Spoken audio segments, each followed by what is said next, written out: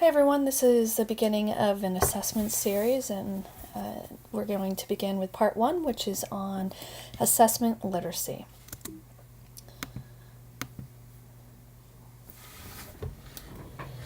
We wanted to make sure that we started a lot of our assessment work with some of the core principles of assessment literacy. And so I really like this quote from the NEA, even though it's back from 2003, I think really speaks to the work that we're going to be doing in regard to assessments. It says that every educator must understand the principles of sound assessment and must be able to apply those principles as a matter of routine in doing their work. Accurate assessment is not possible unless and until educators are given the opportunity to become assessment literate. They must understand student achievement expectations and how to transform those expectations into accurate assessment exercises and scoring procedures.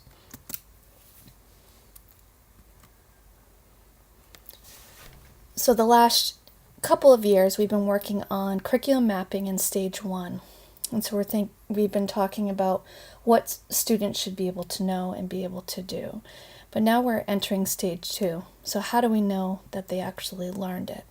The focus in stage 2 is on the valid evidence, making sure that what we assess and how we assess follows logically from the stage 1 goals.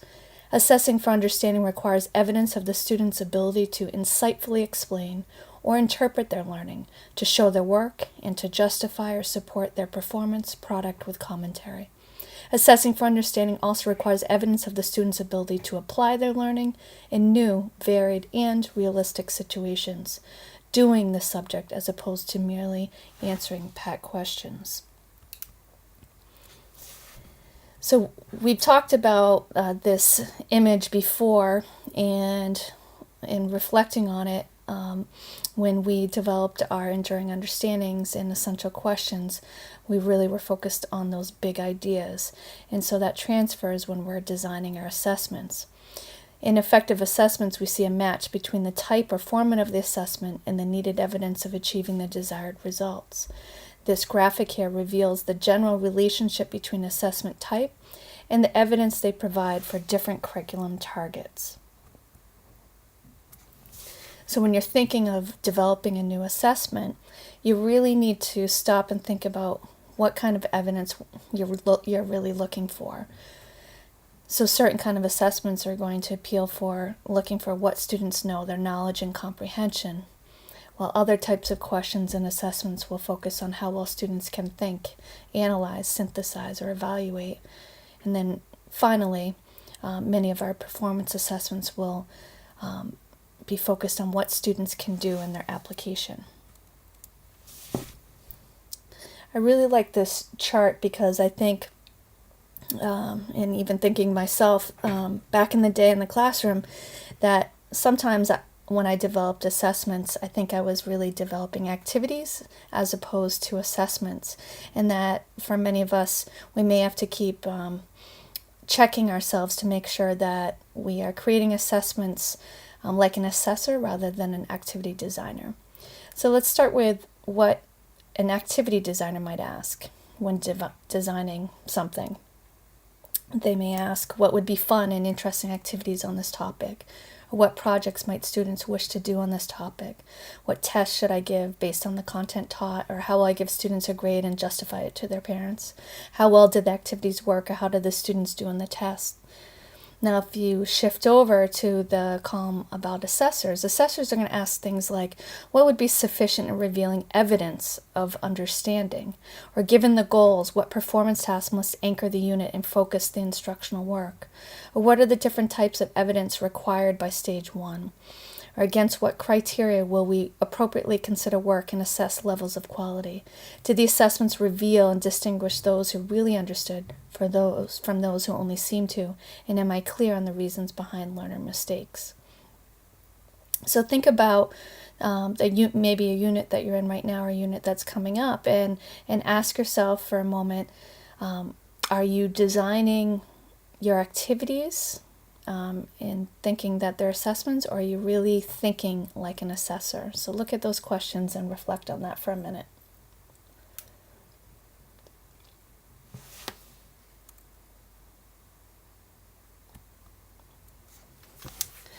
Because ultimately, when we're thinking of assessments, it should be thought of more of a collection of evidence over time instead of that one single event. And I really like the thought of it being, assessment being rather a snapshot of one time of learning to rather a scrapbook of learning where you have all the evidence.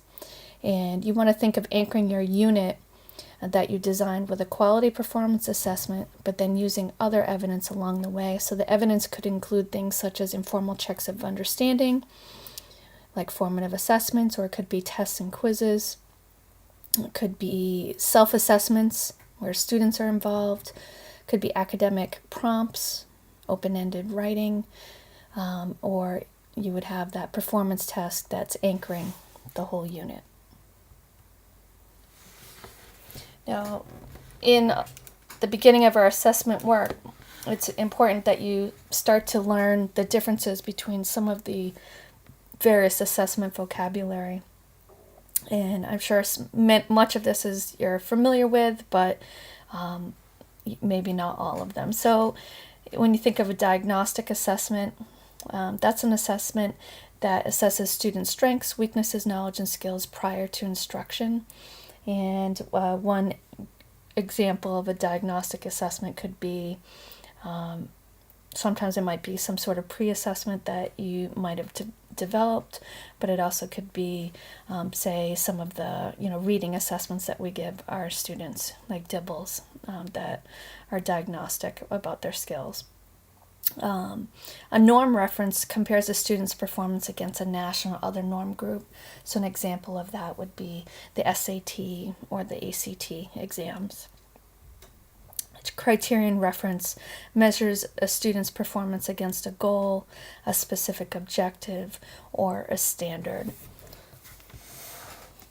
An interim or benchmark assessment evaluates students' performance at periodic intervals, frequently at the end of a grading period, and it can predict student performance on an end-of-year summative test, as long as it's aligned and similar to what the end-of-year summative test might look like. In the next webinar session, we'll talk a little bit more deeply about formative assessments and the power of formative assessments, but essentially they assess a student's performance during instruction and usually occurs regularly throughout the instruction process. We refer to formative assessments as assessments for learning, as opposed to summative, which measures students' achievement at the end, which is assessment of their learning after instruction. Performance assessments, we started some work with the middle and high school this past year on this. They typically require students to construct a response or create a product or perform a demonstration. Performance assessments have students apply knowledge and skills to real-world situations and promote critical thinking. And sometimes performance assessments can also be referred to as authentic assessments as well. And finally, self-assessment, a process of assessment during which students reflect on and evaluate the quality of their work and learning in relation to the performance standards expected.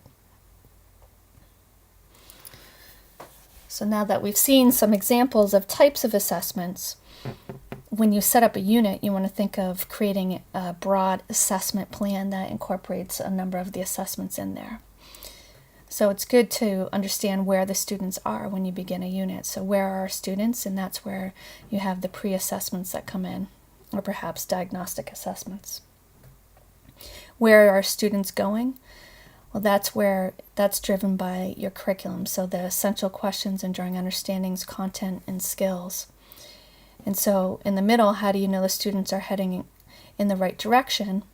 You would have multiple formative assessments that would give you some feedback on that.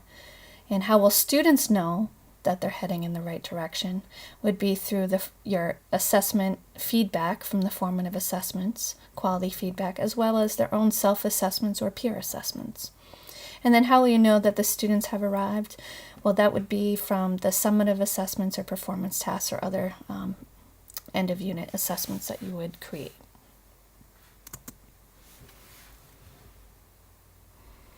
So here's one example of the importance of inter-alignment between stage 1 and stage 2. I really like this example. It begins with the standard. Everything goes back to the standards.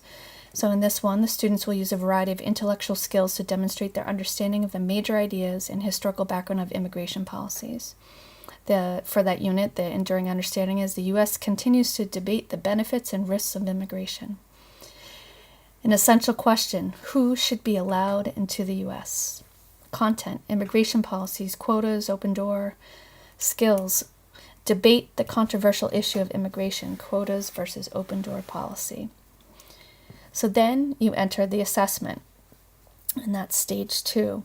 And in this particular example, the focus of the assessment is a performance assessment.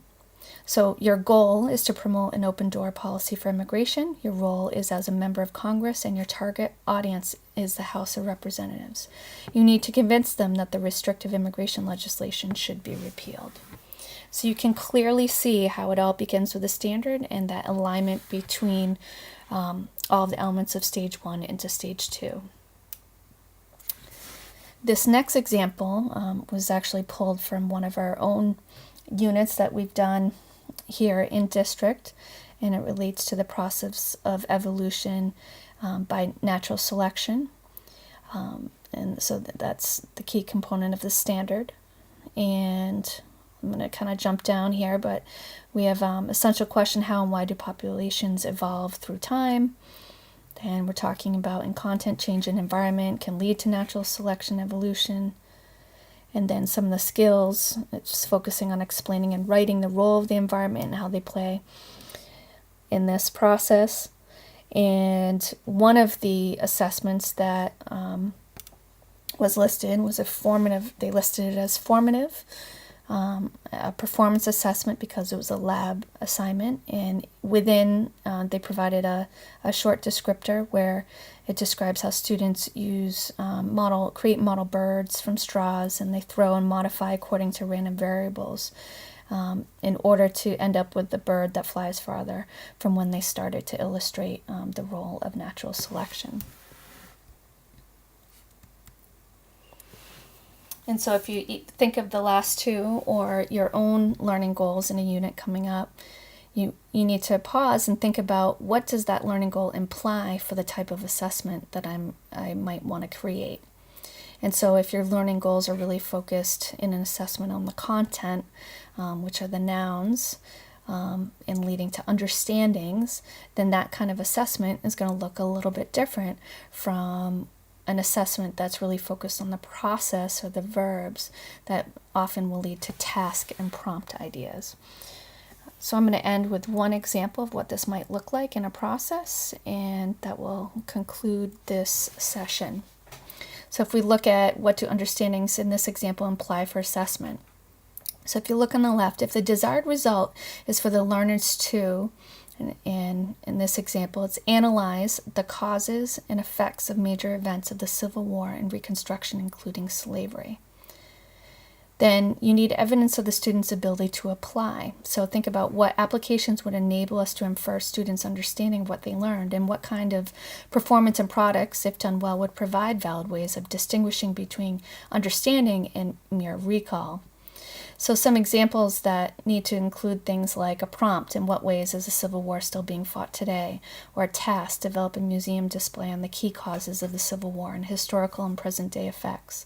Or a task could be the South Carolina legislators debating whether or not to display the Confederate flag, and you're a state legislator who must argue your perspective. And on the bottom, if you're looking for evidence of the student's ability to explain, then what must students be able to explain, justify, support, or answer about the work for us to infer genuine understanding? So the task might be, one example would be write a historical letter from a southern plantation owner, freed slave, or northern visitor. So in your work, you can kind of take out the middle part here and think about in your own design, if the desired result is for the learners to, and then add in your own content or skill statement, and then you'll need evidence of the student's ability to, and then think about what those assessments might need to include. So this concludes our part 1 of the assessment series, and I hope you're able to walk away with a few new ideas that will help you with your work this year. Thank you.